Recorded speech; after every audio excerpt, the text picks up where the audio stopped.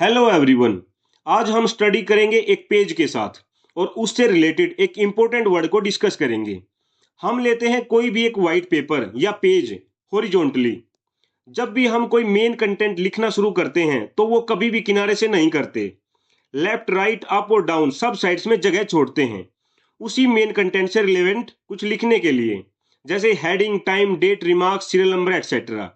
यही जो खाली जगह हम छोड़ते हैं इसको हम इंग्लिश में बोलते हैं मार्जिन, MARGIN। हाशिया एक नाउन जिसका मतलब है पुस्तक आदि के पृष्ठ पर किनारे की खाली जगह। The empty space at the side of A page in a book. यहाँ हम एक बात देखते हैं, जो सबसे इंपॉर्टेंट है, मेन कंटेंट है, उसको हम बीच में रखते हैं। वही किनारों की तरफ कोई भी related in comparison come important content, जैसे मेरे लिए मेरी फैमिली सेंटर में रहेगी, ऑब्वियसली उनकी इंपॉर्टेंस ज्यादा है, और फ्रेंड्स को मैं मार्जिन पर रखूंगा। अब उन फ्रेंड्स में से कोई मेरी फैमिली बनने लायक है तो मैं उसको सेंटर में ले आऊंगा, उसकी इंपॉर्टेंस बढ़ जाएगी। सिमिलरली अगर फैमिली में से कोई मेरे लिए इंपॉर्टेंस खो दे तो मैं उसको मार्जिन्स की तरफ शिफ्ट करूंगा। तो चीजों की इंपॉर्टेंस और वैल्यू को कम करके उनको इंफीरियर समझकर साइड कर देना, उसको हम इंग्लिश में बोलेंगे marginalise. MARGINALIZ।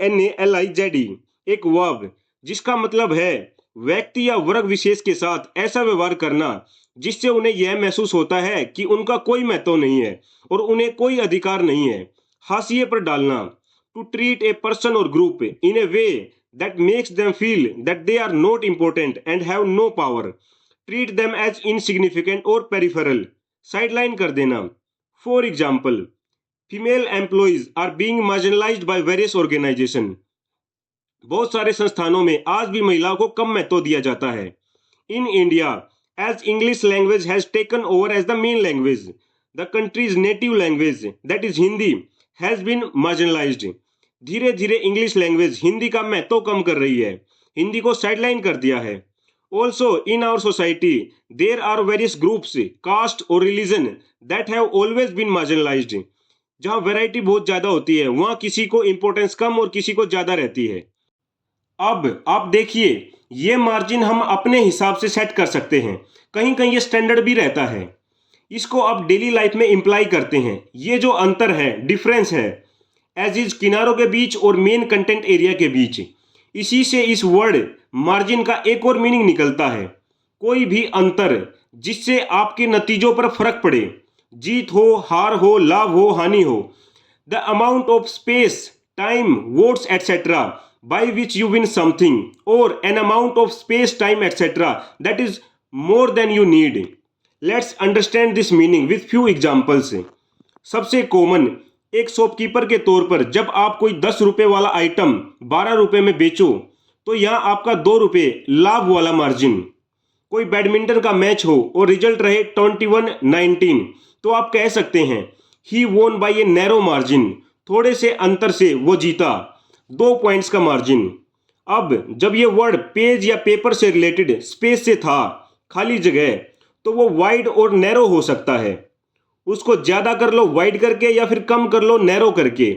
So most of the time आप इस वर्ड के साथ वाइड और नैरो यूज होते देखोगे। मार्जिन वर्ड से ही एक फ्रेज बनता है, very common and useful, and that is margin of error. किसी काम में या फिर किसी भी प्रकार की टास्क में गलती की, त्रुटि की कितनी गुंजाइश है, सही वैल्यू से, रिजल्ट से या फिर फाइनल आंसर से आप कितना विचलित कर सकते हैं। ए परमिजिबल और tolerable degree of deviation from A correct और एग्जैक्ट वैल्यू। सरल भाषा में गलती की गुंजाइश इतना इधर उधर हो सकता है। For example, the survey has a margin of error of 2.1%। 2011 की जनगणना के हिसाब से हम बात करें तो इंडिया की पॉपुलेशन है 1.21 बिलियन। तो जरूरी नहीं ये एग्जैक्ट हो, इसमें मार्जिन ऑफ एरर हो सकता है कुछ परसेंट ऊपर नीचे, और वो एक्सेप्टेड है इतनी पॉपुलेशन के हिसाब से। इलेक्शन पोल्स भी हमेशा सही नहीं होते, अलग अलग सर्वेयर अपना मार्जिन ऑफ एरर बताते हैं। जैसे किसी ने बोला 272 सीट्स आएगा, जहां मार्जिन ऑफ एरर -10 और +10 है, मतलब 262 भी हो सकता है और 282 भी। एक डॉक्टर के लिए मार्जिन ऑफ एरर हमेशा 0 होना चाहिए, कोई गलती की गुंजाइश नहीं। Now A final example and an advice. Always keep the margin narrow. It says, do not waste space by leaving a wide margin. जो लोग माइक्रोसॉफ्ट वर्ड यूज करते होंगे वो अच्छे से जानते हैं मार्जिन की इंपॉर्टेंस।